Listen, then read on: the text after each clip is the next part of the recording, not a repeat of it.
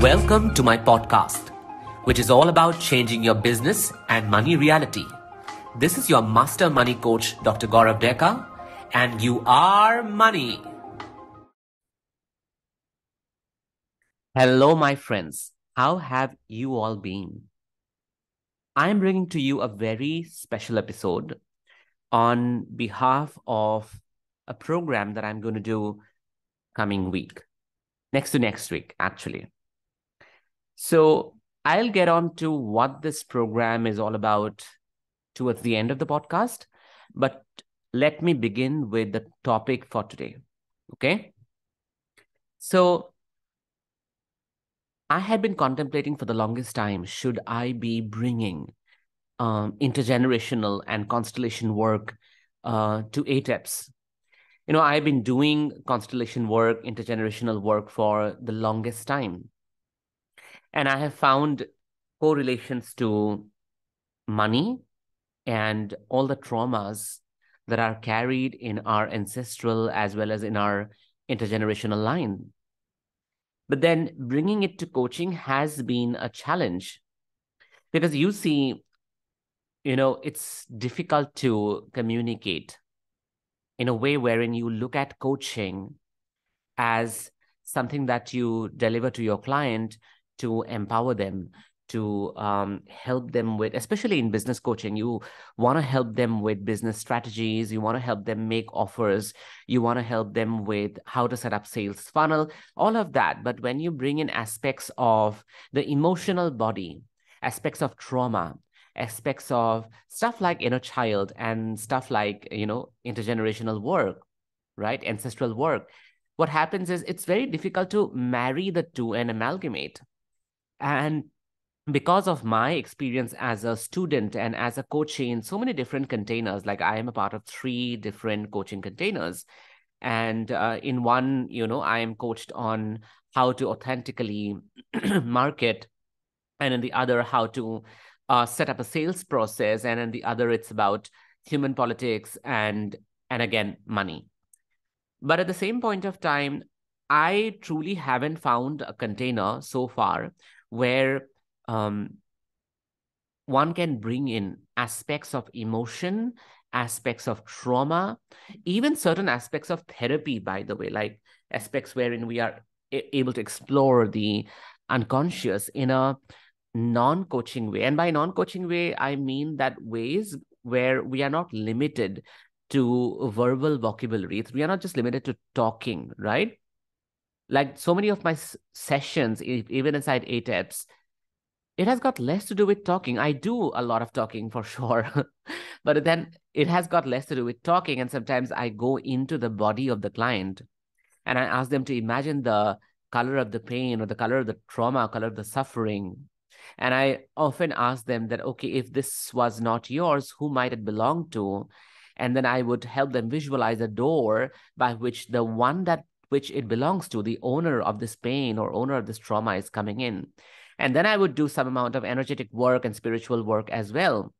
And, even if that is something that I did for a very, very, very long time in my life, like doing regression work, doing constellation work, doing inner child work, doing shamanic work, I would say that to bring it inside a business container was a huge challenge for me. Because you have to agree that even in the world of coaching, even in the world of, let's say, therapy, you are conditioned to be a certain kind of coach. You are conditioned to be a certain kind of therapist. Okay? And so you automatically feel that, oh, you can speak about certain things and talk about certain things and teach certain things, and you have to let go of other stuff. Like often my students ask me that, we have multiple offers. We want to do lots of things, like I want to coach mothers on how to parent their children. Then I also want to work with, let's say, money. Then I also want to work with love and relationships. How do I let go of these parts of me? Because these are strong parts of me and these offers all resonate with me. And I say that in the beginning, I would feel that I would go through the same kind of conflict because I felt that I have to let go of certain things, right? Like I have this program called TSM, the Systemic Medicine course, which is also a lifetime program, by the way, where I teach family constellation and healing intergenerational and family and ancestral trauma, right?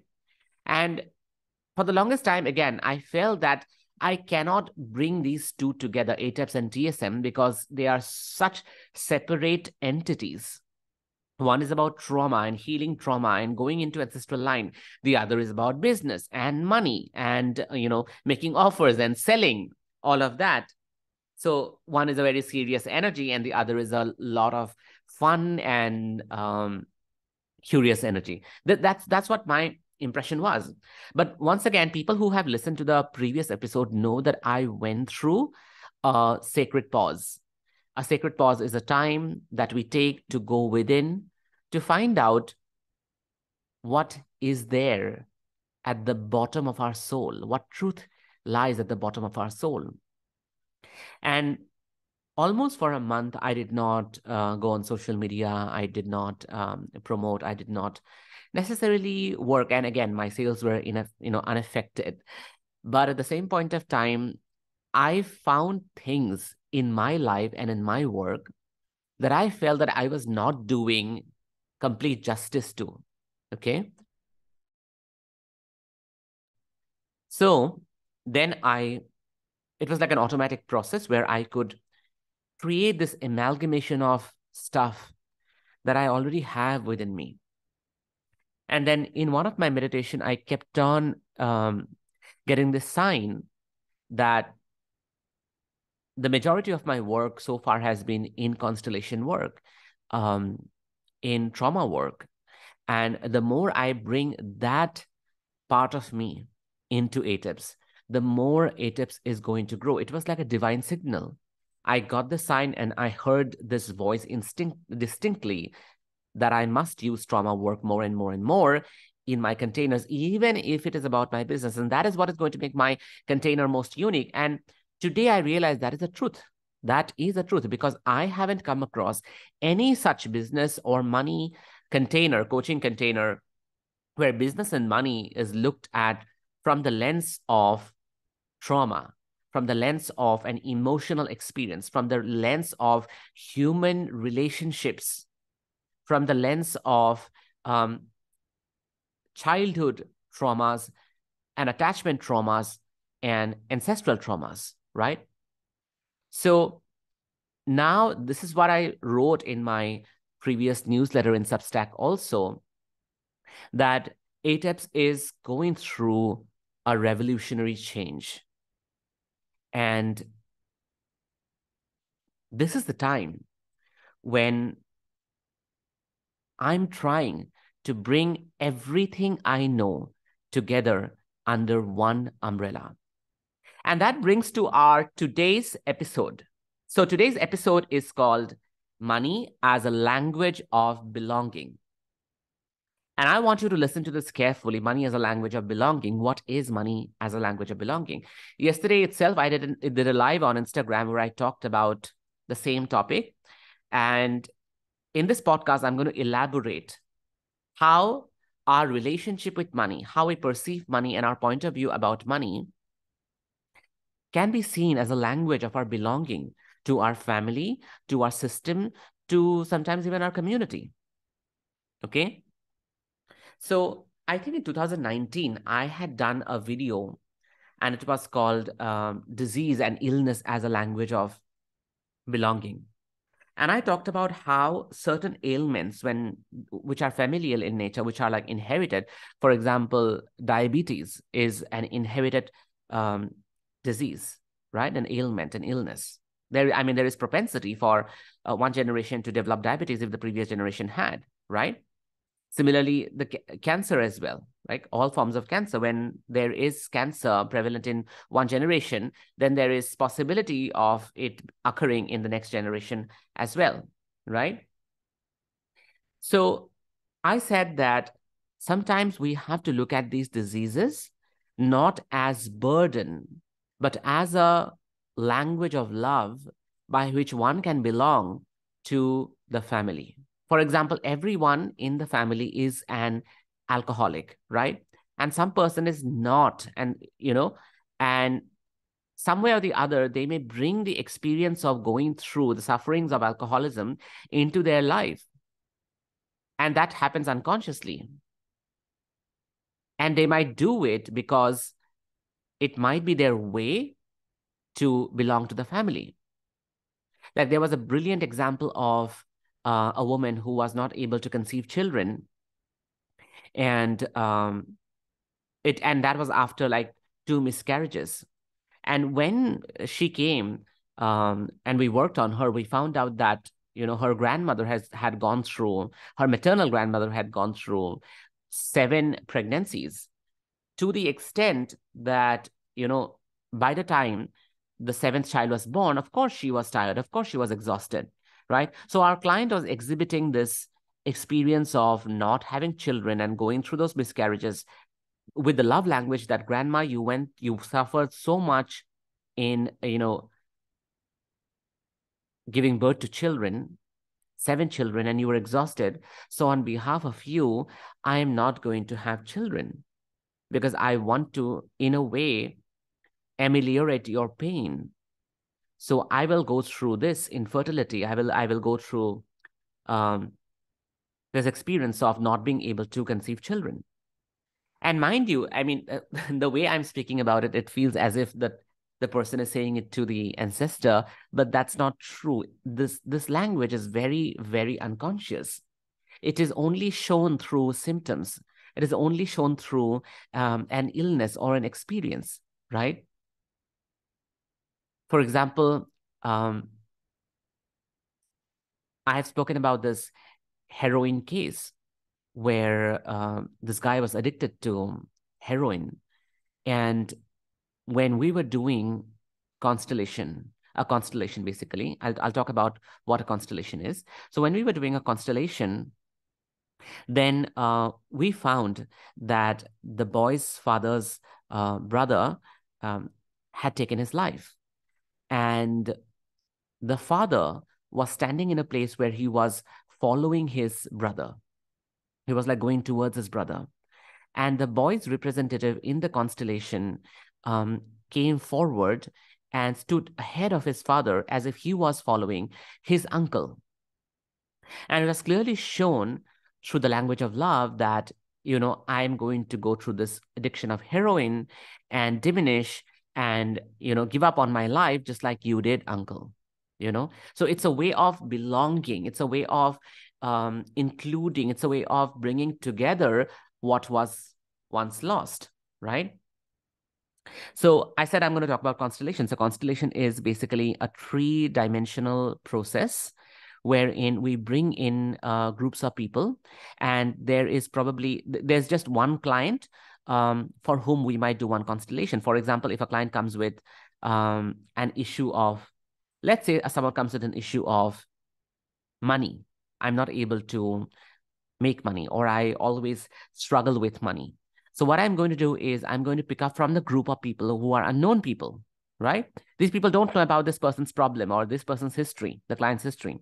So we may just pick up people and say that, oh, you are going to play the money and you are going to play the role of this client, right? You're going to represent this client, and you will represent the father of this client, and you will represent the father's father of this client. And then we begin to see probably in the constellation that the representatives who are playing different roles in the client's life begin to experience feelings and emotions that are absolutely identical to people in the client's family. Now, a lot of people wonder, how does that happen? I mean, how do people know about the client's family and their members when they have never met them? And again, here is another layer to it. I know that this podcast, this episode is like complex, but you'll have to probably listen to it multiple times. And to back it up with other resources, you can always go to my YouTube. My YouTube is Dr. Gaurav Deka once again. So on my YouTube, you will find videos on constellation work. You will find videos on family constellation. So how do people know about this other person's family members, and they start exhibiting emotions and feelings on behalf of them? In truth, they don't know. But what happens is during a constellation, there is an energetic field called the knowing field or the ancestral field that becomes activated. And it is through this field that automatically rises up in a constellation that members inside a constellation are able to sense and feel and emote like the people in the client's life. And from there, the solution of the client's problem emerges. For example, in this case, wherein the client says that I always struggle with money. And someone from the group plays the role of money. Someone plays the role of his father, the client's father. Someone plays the role of the client's father's father. And then it is discovered that the entire community were a group of farmers. Okay. And they all struggled with money. And the client's father was the only person who came out of that particular community or that particular village and started a life of his own and created a business and made money. But at the same point of time, the client was going through the struggle of money because it is his language of belonging to that family. Like, if everyone goes through money problems, how can I not go through when I'm a part of this family? Instead of looking at it as a burden, we look at it as a way of belonging. It's a language of love by which one belongs, right? Similarly, if everyone has had cancer in this family, how can I not have, because I belong to this family and it is my language of belonging? If everyone had, thyroid disorders, then how can I not have, because it is my language of belonging to the family? So when we look at illness and disease, this language of belonging becomes way more clearer or way more stark. However, when we look at money, we may have to dig a little deeper to go into what is this person's money language. Like, we all have money language. For example, in my case, I had this money language that if I make a lot of money, then what's going to happen is someone is going to loot that money. Someone is going to take away that money. And I had this irrational fear because, it, it just did not make any sense. I mean, why would I have that fear? So I was working with a family constellation therapist and trainer. And then she asked me that, okay, did your father lose money? Did your mother lose money? Were they cheated? Or did you lose something precious when you were a child? Something was taken away from you. And I said, no, nothing of that happened. Like, my father never lost money as per to my knowledge, and neither did my mother. And for me, I always got whatever I wanted from my family. They were very, very nurturing. They gave me everything that I wanted. And I have no experience of losing anything in this way where someone stole something from me. And then she said, let us set up a constellation for you. And then I said, okay, yeah, let's set this up because it's getting on in my way. I constantly check with my CFO that how much money is there? Has the investment money gone up? Or, did you check the market? Are we losing money? Or I would constantly check my bank app and try to figure out if the amount of money that I had seen the previous day, is it constant or not? Like, I would check if there is any automatic withdrawal, if there is any fraudulent stuff happening. And it was getting on my nerves. It was not letting me stay in peace. So you see, your personal problems that you have, your money language is not separate from your business, the way you do business. If you remain anxious, if you remain frantic, if you remain desperate with all these things going on in your head, how are you going to do business, right? How are you going to have a stable mind by which you can do business? And I could not. So when my trainer said that, let's go ahead and do a constellation. So we then set up a constellation. We put up a representative for the money. Then we represented up someone who represented the fear, basically. The sentence that I'm going to lose money because someone is going to loot it, right? And then the constellation sort of started happening. It's very difficult, by the way, to describe a constellation. You can only see a constellation, witness a constellation, and realize how it happens, because there's a lot of silent work that happens, a lot of unconscious work, which will not be very legible to the logical mind. So even in this podcast, I'm struggling to explain to you how it looks like and how it exactly happens, because every constellation looks different from the other.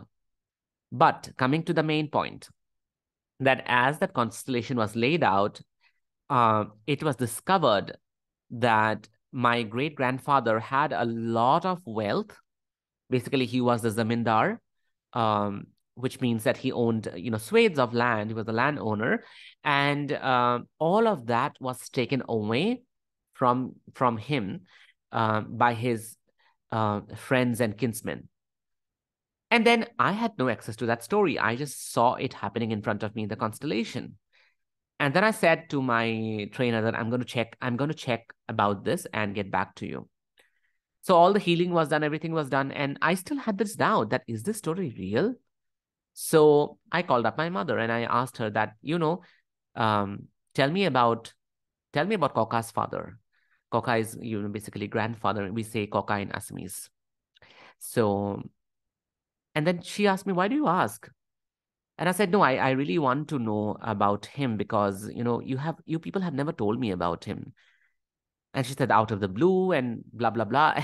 And then she gave me the whole story that, yes, he was a zamindar. He had lots of wealth, and he would roam around, on elephants during those days. And then he would distribute these gold and silver coins to all the people. But then all of that was taken away. And the whole family was cheated. And it was very sad for me to know and hear it. And I was also shocked in a way that how something that happened so many years back was still finding space in my body, was still echoing through my voice. And it was almost unbelievable in that moment. But then that's what is about ancestral and intergenerational trauma work, that you don't know where the source of the issue is. But once you discover it, you begin to understand that you are not just this one individual who makes choices and decisions and decides to go out in the world, show up with all that confidence and trust and make money. It's not an individual affair. Yes, your thoughts do make you money. Yes, your actions are going to count because they are going to be responsible for the amount of wealth you generate. Yes, your interaction with your client matters because it is you who is going to govern your vocabulary, your confidence, your trust. But all of that comes much later, like your ability to think in a certain way is a privilege. I always say that whenever I teach the model by Brooke Castillo, CTFAR, which is your circumstance influences your thoughts influence your feelings influence your actions influence your result, right? Whenever I talk about the model, I always say that, yes, it is totally your thoughts which are going to impact your feeling and vice versa. And that's going to impact your action and that's going to impact your result. But to be able to think in a certain way, in a desired way, right? For me to be able to think that lot of money is coming to me.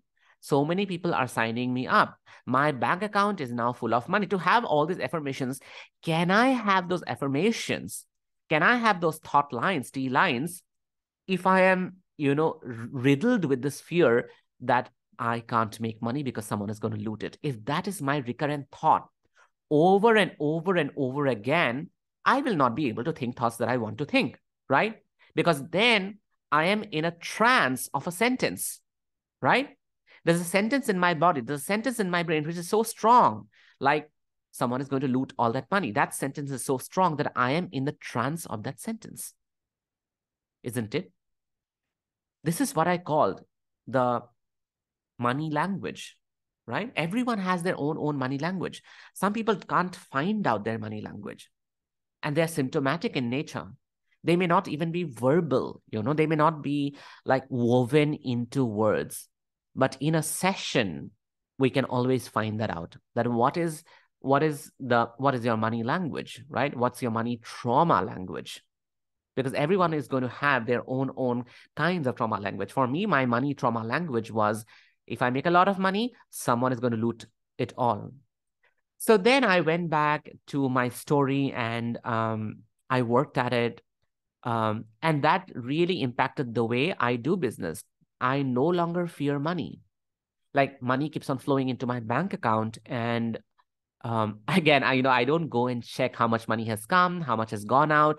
I'm not frantic, and I'm not anxious, and I'm not obsessive about who am I giving money and who has access to, knowing my bank account or knowing how much money I have, right? Because I don't have that fear.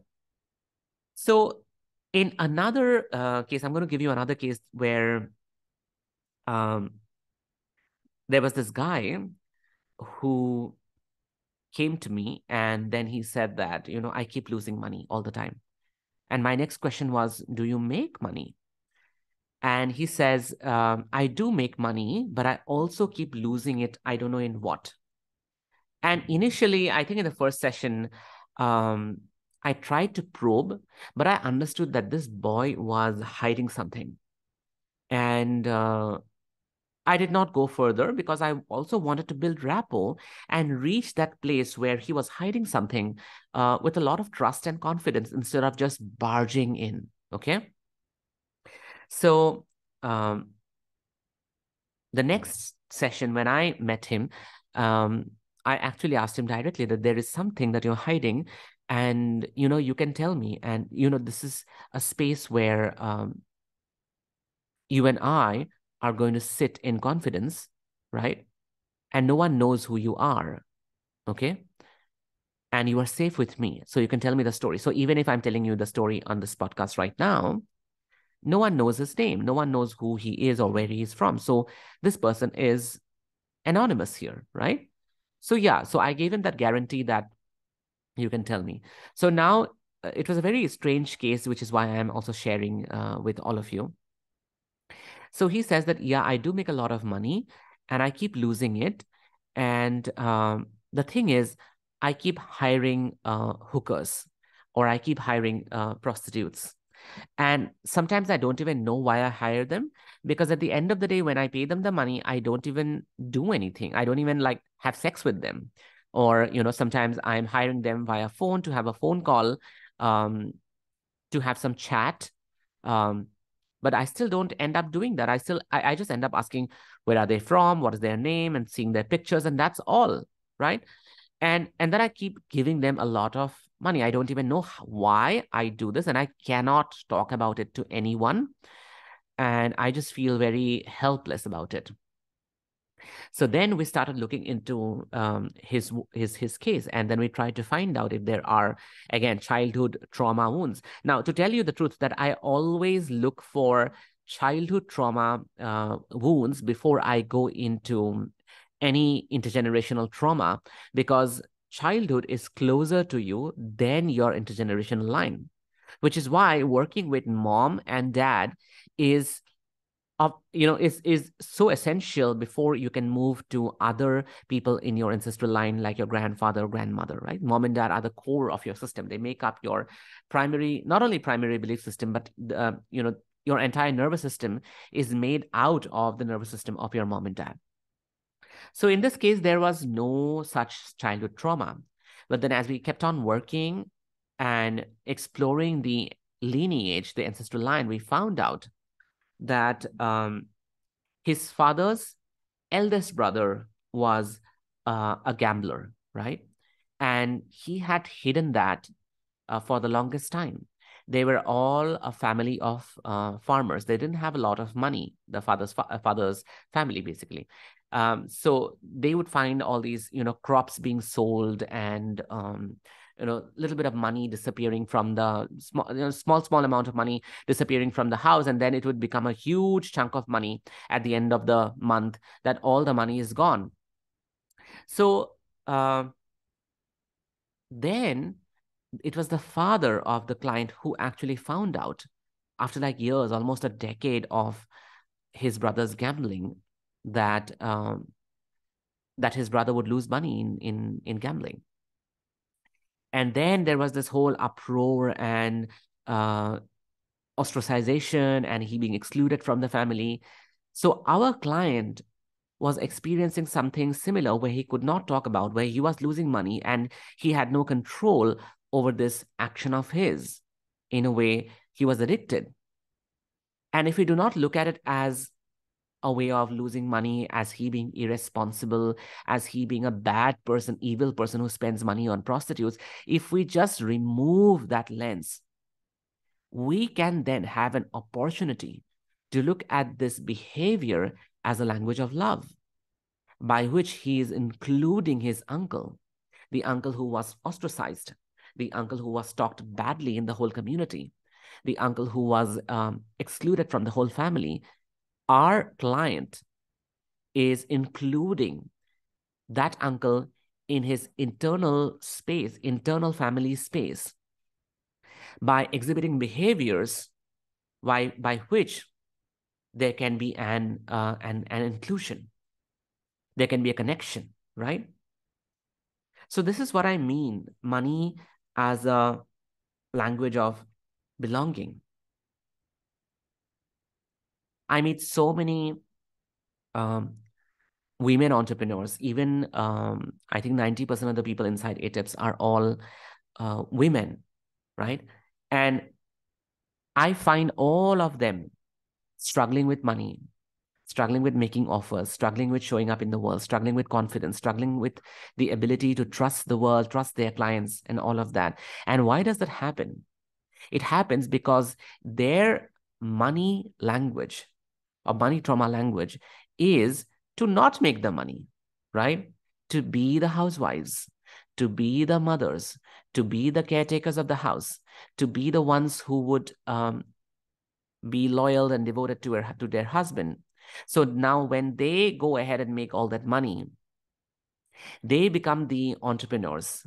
When they take up the roles where they are the, breadwinners of the family, then automatically there is a betrayal to all the women who came before them, right? Because their language of belonging to the family is mom, grandmom, great-grandmom, I will serve the house like you did. I will take care of the family like you did. I will, my children and my husband is going to be my first priority. Money is not going to be my first priority, right? So again, women face a lot of problems in this country becoming entrepreneurs and becoming, coaches, healers, and practitioners, and on top of that, making money simply because every time they do something like that, they are also changing the family line, right? And that may come as a betrayal to the soul. Because the soul simply wants to follow the language that all the other people in the family have belonged. It is their language of including those women, right?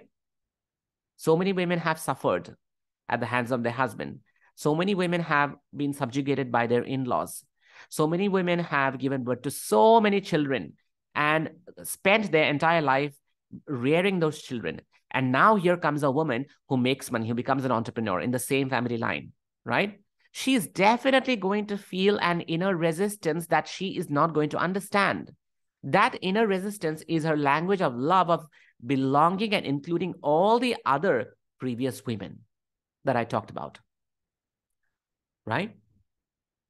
Who took care of the house, who nourished the children, who were only devoted to their husbands, right?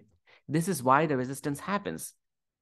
And this is not about, having a woman movement versus, man movement kind of stuff. But this is about identifying what is my language of love, of belonging to this family, belonging to this community, or belonging to this country, right? One of the examples that I gave in my Insta Live yesterday was, so many women, like in India, we have cases of throat cancer. And even though we have men smokers more than women, and yet at the same point of time, is the number of women that's more people who go through throat cancer, right? Like the statistics will reveal to you that there are more women going through throat cancer than men. And how does that happen?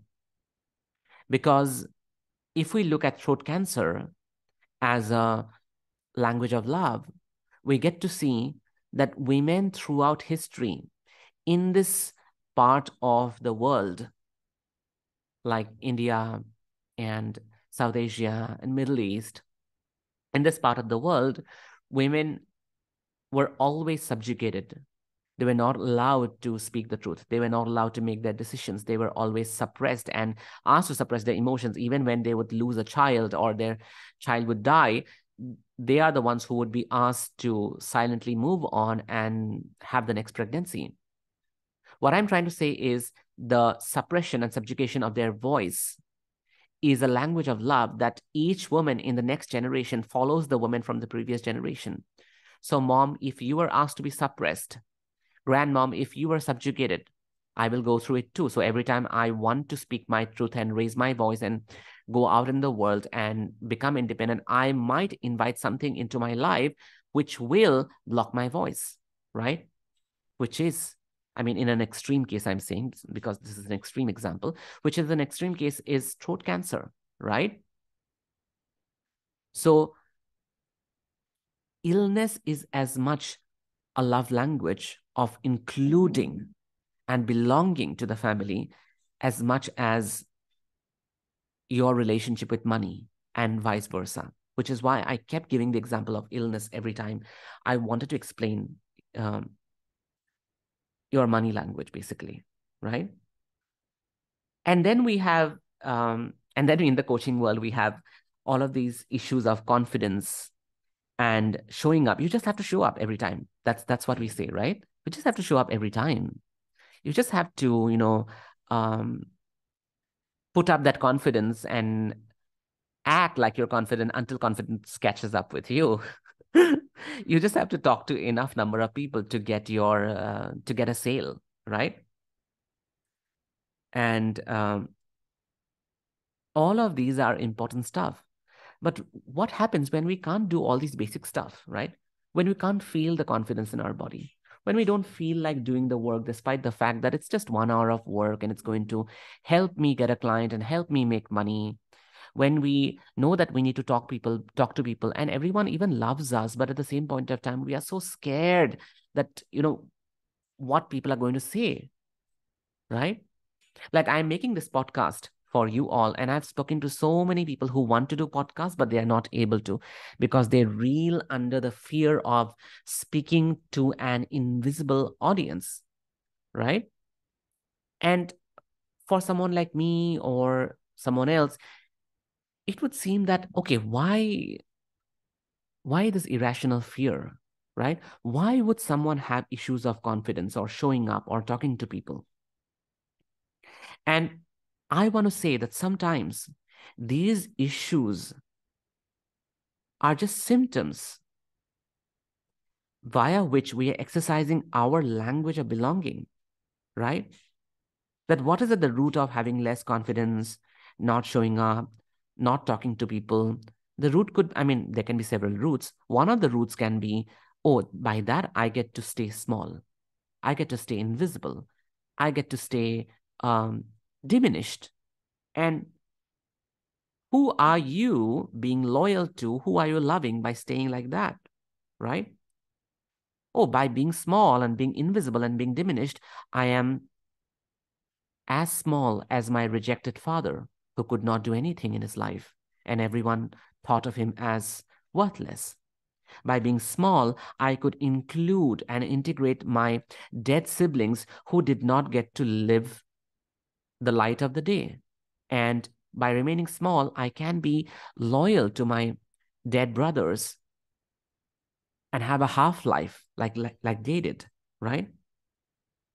Or by remaining small, I can integrate and I can include my abused and ostracized uncle who was never allowed to speak his truth that he's a homosexual, right?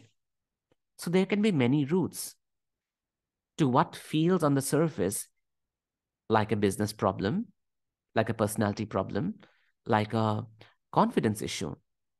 But is that it? Can we truly coach our brains in a way where we can have all these traits without doing the actual body and the experiential work. Because mind you, experience comes from stories. If we do not get to go to those stories, we do not get to relive the experience and change it, right? And experience doesn't have logic, right? Does war have any logic? War doesn't have any logic. Does, cancer appearing in at the height of your career, does it have any logic? It doesn't have logic. It is an experience. And that experience needs to be experienced because we shut it out. And it doesn't need to happen to us only, right? To be born to two abusive parents who are alcoholics and then they go through a divorce, for me as a child of 6 years of age, does that have any logic? Like where in the world is the logic for a 6-year-old to go through something like that? There is no logic. It's an experience. And as a child, I don't have the equipments and the tools to deal with that experience. But that doesn't mean that experience dies. It stays with me and it channels, it directs, it basically runs the course of my life, right? And the way I make business and the way I make money, isn't it? So this is how money is intricate. Money is complex because our relationships are complex. Our relationships are intricate. And above all, our unconscious is complex and intricate. And the more we stop looking at money as this independent entity that we can affect in a way that it comes to us. And the more we look at money as a systemic entity, right? So what I want to say is the less we look at money as this independent entity, that is this standalone entity that we can affect and we can change and we can make and we can earn. And the more we look at money as a systemic entity that is a result of our relationships with our family, with people around us, with our ancestors, the more we will be able to perceive money and resolve our money issues in a deeper way.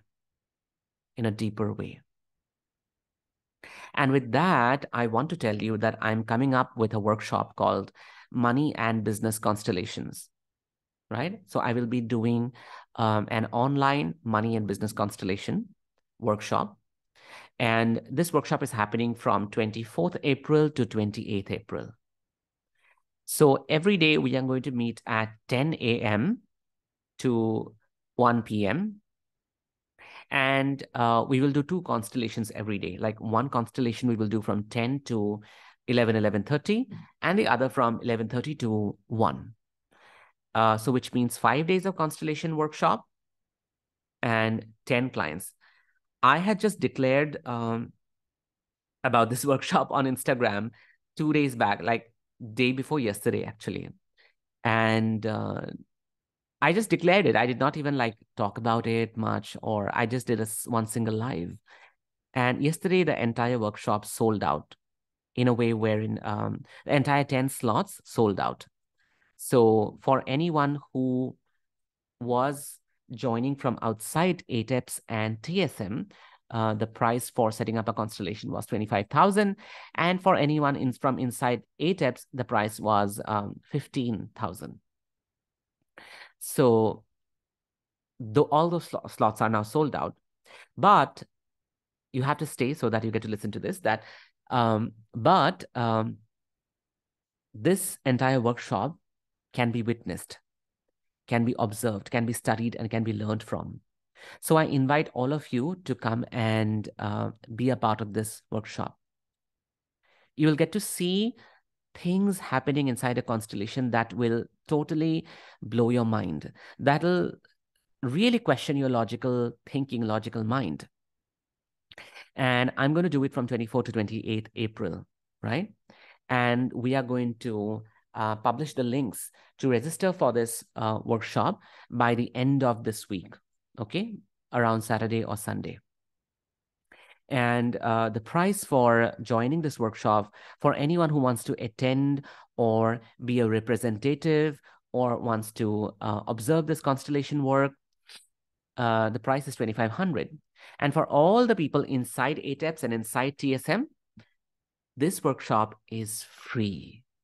Free to observe, to attend, to participate, to study. And all the recordings of this workshop are going to be available inside ATEPS and inside TSM. So if you haven't joined ATEPS yet and you are still contemplating, I'm telling you, this is truly high time. You really need to get inside ATEPS, because now ATEPS is becoming this chimeric body, like not in a monstrous way, but in a very transformative way. We are doing stuff inside ATEPS that you don't get to find such stuff in the coaching world. I mean, you could say that I'm boasting, but I haven't seen anyone you name me, doing trauma work inside a fucking business container. And I am the one who is doing it. I am the one who is not only talking about sales and offers and business and plans and funnels, but talking about the emotional world, the stories we carry in our body, the nervous system, the inner children, all our ancestors. This is what I am doing, and I want to marry these two worlds. I have truly found my purpose. I have found my objective. And through this podcast, I am voicing it out.